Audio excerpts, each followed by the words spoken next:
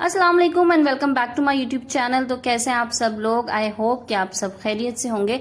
आज की वीडियो में जो है ना, मैं बड़े अरसे से एक चीज़ डिस्कस करना चाह रही थी, क्योंकि जब मंथ स्टार्ट होता है ना तो हम सब लोगों को ग्रोसरी की और जनाब घर का सामान वगैरह लाने की जो है ना वो फिक्र पड़ जाती है और जल्दी हो जाती है। तो मैंने सोचा कि एक ऐसी वीडियो बनाई जाए जो आप लोगों के बजट को जो है ना मैनेज करने के हवाले से, क्योंकि किस तरह से आप बेहतर तरीके से अपना बजट जो है ना वो बना सकते हैं और किस तरह से आप अपनी इनकम को डिवाइड करेंगे कि आपका बजट जो है ना वो बहुत अच्छे तरीके से पूरे महीने मैनेज भी हो जाए और आपकी सेविंग भी हो जाए। तो जी आज की वीडियो को स्टार्ट करते हैं। चैनल पे नए हैं तो चैनल को सब्सक्राइब कर दीजिएगा, और जैसे आप हमेशा मेरी वीडियो को बहुत सा प्यार देते हैं, इस वाली वीडियो को भी बहुत सा प्यार दीजिएगा। और उसका तरीका ये है कि आपने वीडियो को लाइक एंड शेयर भी करना है और कमेंट भी करना है। तो चलें जी स्टार्ट करते हैं। 6 ऐसे पॉइंट्स मैं आप लोगों के साथ डिस्कस करूंगी कि अगर आप उनको फॉलो कर लेना और उस तरह से आप अपने बजट को बना लें तो उससे क्या होगा कि आपका बजट बहुत ही इजीली मैनेज हो जाएगा। देखिए, हर बंदे का बजट जो है ना वो डिफरेंट होता है, आपकी इनकम पे डिपेंड करता है। आपने सबसे पहले तो अपने जो सोर्सेज ऑफ इनकम है ना वो देखने हैं कि वो कितने हैं, ठीक है। और चलें एक सोर्स ऑफ इनकम भी है लेट से, तो आपकी इनकम उससे कितनी जनरेट हो रही है। अच्छा, अब आपने मैं 6 चीजें आपको बताऊंगी। एक चीज इसमें बहुत ही इंपॉर्टेंट बताऊंगी जिसका मेरे ख्याल में रोल सबसे ज्यादा है, तो कंप्लीट वीडियो वॉच कीजिएगा ताकि वो भी आप लोगों को जो है वो समझ में आ सके। तो जनाब सबसे पहली चीज जो है ना जिसपे हम लोगों का सबसे ज्यादा फोकस होता है और सबसे ज्यादा जो हमारा एक्सपेंस होता है वो हमारा हाउस होल्ड है, ठीक है, जिसमें हमारे घर की ग्रोसरी आ जाती है, यूटिलिटी बिल्स आ जाते हैं, अगर कोई रेंट पे है तो उसका हाउस का रेंट होता है, मतलब ये सारी चीजें ना जो हाउस होल्ड में आ जाती हैं।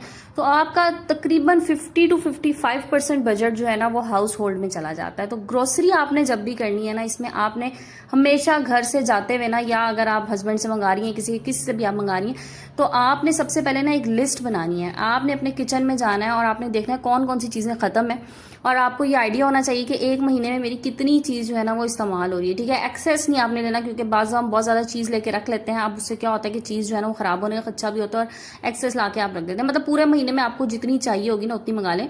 बहुत ज्यादा मैं ये भी नहीं कह रही कि थोड़ी मंगाए, बहुत बल्क में भी ना मंगाए, बस जितनी आपके इस्तेमाल में है, ठीक है। और स्पेशली इसमें जो दालें वगैरह और ये इस तरह की चीजें हैं ना, तो ये तो पूरे महीने की बस होनी चाहिए, इससे ज्यादा नहीं, क्योंकि फिर इसकी स्टोरेज भी ना मसला हो जाता है। तो सबसे ज्यादा जो है ना इसमें आपका जो पोर्शन है वो हाउस होल्ड में जाएगा। उसके बाद आपकी यूटिलिटी बिल्स वगैरह भी इसी में ही आ जाते हैं। तो तकरीबन 50% आप इसमें अपना जो इनकम है ना उसको यूटिलाइज करेंगे। नंबर 2 पे जो चीज आती है ना वो एजुकेशन है, ठीक है। आपके बच्चे हैं, 2 बच्चे हैं, 3 बच्चे हैं, जितने भी स्कूल गोइंग है, तो तकरीबन हमारा जो है ना वो 15% बजट जो है ना वो उस पर जाता है। अपने बजट के अकॉर्डिंगली अपने बच्चों की एजुकेशन को मैनेज कीजिए। जो भी स्कूल में आप जिसमें एडमिशन करा रहे हैं, या बच्चे आपके अगर स्कूल से आगे हैं, मतलब कॉलेज लेवल पे, यूनिवर्सिटी लेवल पे, तो आपका तकरीबन जो है ना ये 15% बजट जो है ना ये इसमें चला जाएगा। आपकी 15% इनकम उधर चली जाती है, ठीक है।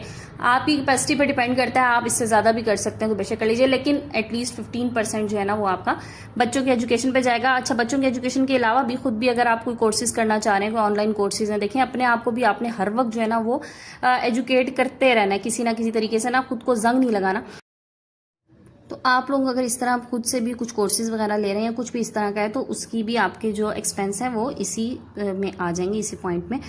अच्छा जी, नेक्स्ट चीज की तरफ जाते हैं, वो है जी अनएक्सपेक्टेड इश्यूज। देखें, हमारे साथ बहुत सी चीजें रिलेट कर रही होती हैं, बहुत से ऐसे खर्चे होते हैं जो अनएक्सपेक्टेड होते हैं और वो हो जाते हैं, ठीक है जी। और वो जो है ना फिर हमें करने पड़ जाते हैं। तो 10% बजट ना आप उसका भी रखें कि महीने में ऐसा हो सकता है, लेट से कि आपकी कोई चीज खराब हो गई, ठीक है, घर में कोई चीज खराब हो गई, कोई चीज आपको नई लानी पड़ जाएगी, तो वो आपने 10% बजट आपने उसका हर महीने रखना है। और वो देखें एक तरह से आप ना उसको सेव भी कर लें, ठीक है, ताकि अगर लेट से एक महीने नहीं वो चीज आपके पैसे इस्तेमाल हुए ना, तो नेक्स्ट मंथ हो सकता है कुछ ज्यादा खर्चा बड़ा आ जाए, तो आप उसमें डाल देते हैं। अच्छा, इसमें अनएक्सपेक्टेड जो इश्यूज आ जाते हैं ना, या अनएक्सपेक्टेड जो हमारे पास इस तरह के प्रॉब्लम्स आ जाते हैं, तो उसमें एक चीज और भी है। आप देखें कोई फैमिली में कोई इवेंट आ गया, किसी का कोई बर्थडे आ गया, कोई फंक्शन आ गया, वहां पे भी आपने ज़ाहिर लेन देन करना है, तो वो आप यहाँ से वो पैसे आराम से निकाल सकते हैं और ये आपकी सेविंग भी हो जाएगी एक तरह से। और अब शादियां वगैरह या कोई फंक्शन भी हर वक्त तो नहीं आते रहते, साल में कोई 1, 2, 3, 4 जितने भी आएंगे, तो ये पैसे आप यहाँ से निकाल लेंगे। अच्छा जी, नेक्स्ट चीज बड़ी इंपॉर्टेंट है और वो है जी सेविंग फॉर योर फ्यूचर। हमेशा जो है ना आपने सेविंग कुछ ना कुछ जरूर करके रखनी है, ठीक है। तो सेविंग जो है ना वो मस्ट है, और आपने तकरीबन 10% जो है ना अपनी इनकम का आपने हर वक्त सेव करके रखना है हर मंथ।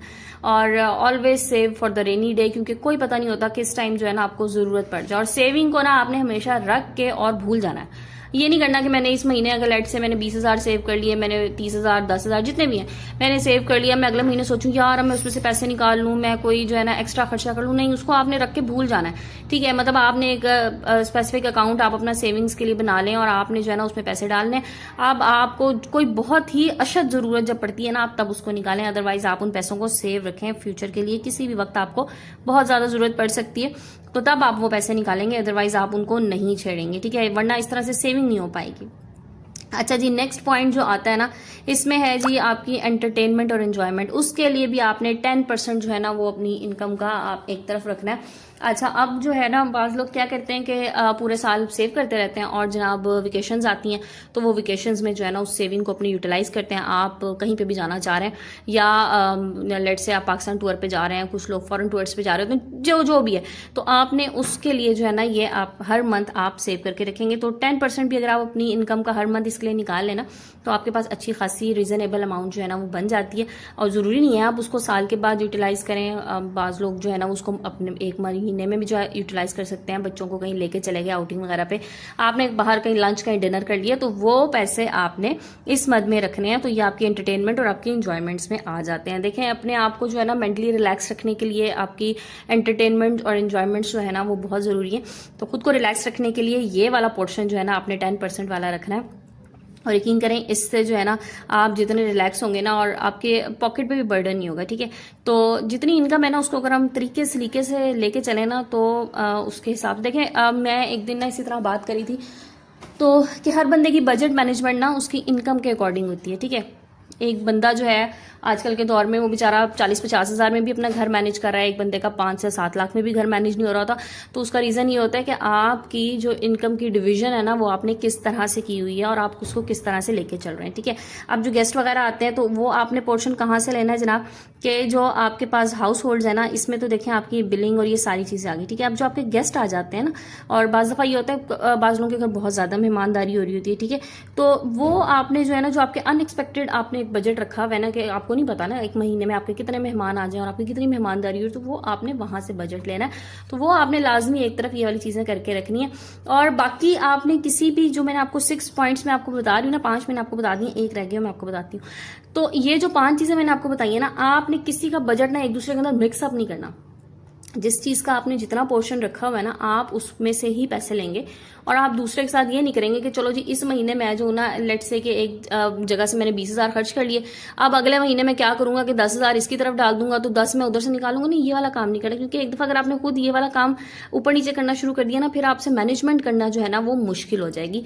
तो इन चीजों का आपने खास ख्याल रखते हैं। अब चलते हैं लास्ट और मोस्ट इंपॉर्टेंट पॉइंट की तरफ, और यकीन करें ये आपके बजट को जो है ना 4 चांद लगा देगा। और ये वो चीज है जो मैं कहती हूँ कि अगर आप इस पे अमल कर लेंगे ना और आप इस चीज को अपने बजट में शामिल कर लेंगे तो यकीन करें कि आपका बजट जो है ना इतनी आसानी से मैनेज हो जाएगा कि आपको खुद भी पता नहीं लगेगा जनाब कि पैसा कहाँ से आ रहा है और मैं किस तरह से इस्तेमाल कर रहा हूँ। तो ये चीज है। तो चलते हैं जी लास्ट पॉइंट की तरफ। अच्छा, चैनल अगर अब तक सब्सक्राइब नहीं किया ना, वीडियो देख रहे हैं तो जल्दी से चैनल को भी सब्सक्राइब कर दें। अच्छा जी, ये पॉइंट जो मैं आपको बताने जा रही हूँ ना ये आपने अप्लाई सबसे पहले करना है, लेकिन बता मैं आपको लास्ट में रही हूँ। तो जनाब वो है फी सबीलिल्लाह। आपकी जितनी इनकम है ना उसमें से आपने 5% आप निकाल लें कि ये आपने अल्लाह की राह में देना ही देना है। किसी की जरूरतमंद की जरूरत आपने पूरी करनी है, कोई आपके इर्द गिर्द कोई भी है आपने अल्लाह के नाम पे कहीं पे भी कोई चीज देनी है, मतलब ये आपने निकालना है अपनी इनकम में से। आप यकीन करें जब आप ये काम करना शुरू कर देंगे ना तो आपके पैसे में इतनी बरकत होगी कि आपको खुद समझ में नहीं आएगा कि आपका जो है ना अल्लाह पाक कहाँ से पूरा कर रहा है। ठीक है, अच्छा बरकत देखें सिर्फ यही नहीं होती कि जी आपकी चीजों में बरकत ही होती है। बाज़ दफा ना हमें नहीं पता होता, अल्लाह मियाँ जो हम कहते हैं ना गैब से वसीले बना देते हैं, तो वो भी बरकत होती है कि गैब से वसीले बन जाते हैं। आपके जानो माल में आपकी सेहत में बरकत होती है। आपको कोई ऐसी बीमारियां अल्लाह ना करे आए कि जिसपे जो है ना बहुत ज्यादा आपका पैसा खर्च हो रहा हो, तो उस आपकी सेहत में जान में बरकत सबसे बड़ी चीज है। तो जब आप किसी दूसरे के लिए कुछ थोड़ा सा भी करते हैं ना तो यकीन करें अल्लाह पाक किसी का उधार नहीं रखता अपनी तरफ, वो उससे आपको कई गुना, मैं कहती हूँ 10 गुना 20 गुना क्या, वो तो कई गुना बढ़ा के आपको वापस जरूर देता है। तो इस चीज को तो आपने लाजमी जो है ना अपने बजट का हिस्सा कह लें कि बनाना है कि जब आपके घर में जितनी भी आपकी इनकम आती है ना 5% आप अल्लाह की राह में उसी वक्त उसमें सबसे पहले वो वाला हिस्सा निकाल दिया करें। और फिर उसके बाद देखिएगा जनाब के कैसे अर्शों के रंग लेंगे। मैं कहती हूँ जिन लोगों को अर्शों के रंग लगे होते हैं ना, हम लोग कहते हैं कि यार कितनी बरकत है, कितना इसके घर में सुकून है। दिली सुकून भी जो है ना वो बरकत की अलामत होती है। तो उसका रीज़न यही होता है कि उनका जो है ना वो हमेशा देने वाला हाथ होता है। थोड़ा दें, बेशक जितनी आपकी इनकम है उसके हिसाब से जितना भी बनता है ना वो बेशक थोड़ा है ज़्यादा, ये ना सोचें कि यार मेरे 1500 से किसी का क्या बन जाएगा। नहीं, आपके लिए थोड़ा है, शायद दूसरे के लिए वो भी ज़्यादा हो। तो ये काम ज़रूर कीजिए। तो ये थी मेरी आज की वीडियो। अगर इन पॉइंट्स को आप लोगों ने फॉलो किया तो मुझे कमेंट में ज़रूर बताइएगा। वीडियो अच्छी लगी तो लाइक एंड शेयर कीजिएगा। जज़ाकल्लाह।